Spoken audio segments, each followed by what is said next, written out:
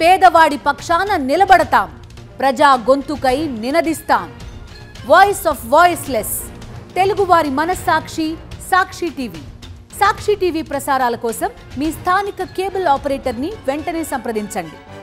Sir, Rohit గారు cinema release సమయంలో కొంతవరకు కూడా కొన్ని ఆడియోస్ అయితే రిలీజ్ అయినటువంటి పరిస్థితి ఉంది.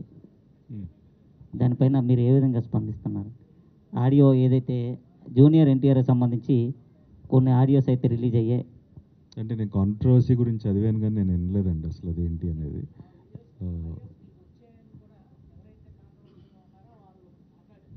నాకు వచ్చాయి, వాళ్ళు చెప్తే సరిపోతుంది. సినీ ఇండస్ట్రీకి వచ్చాయి అనేసి మాత్రమే సార్, మీకు వచ్చాయని కాదు, సినీ ఇండస్ట్రీకి అంటే నేను ఆ కాంట్రవర్సీ గురించి విన్నాను తప్ప నేను అసలు ఆడియో క్లిప్ ఏంటనేది నేను వినలేదండి. ఇటీవల కాలంలో సినీ ఇండస్ట్రీకి సంబంధించినటువంటి కార్మికులు విధులహిత బహిష్కరించారు వేతన పెంపు కోసం. దాన్ని ఎట్లా చూసుకోవచ్చు?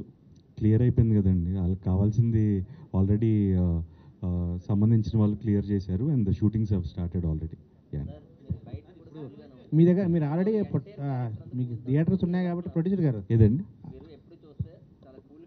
అవును, అంటే కూల్గా ఉంటాను. ప్లస్ ఏంటంటే సిచ్యువేషన్ వల్ల కంగారు కూడా వస్తుందండి. సో ఆడి ఇరుక్కున్న సిచ్యువేషన్లో ఎలా బయటపడతాడు అనేది ఐడియా. సో డెఫినెట్గా ఇంట్రెస్టింగ్ ఉంటుంది. సార్.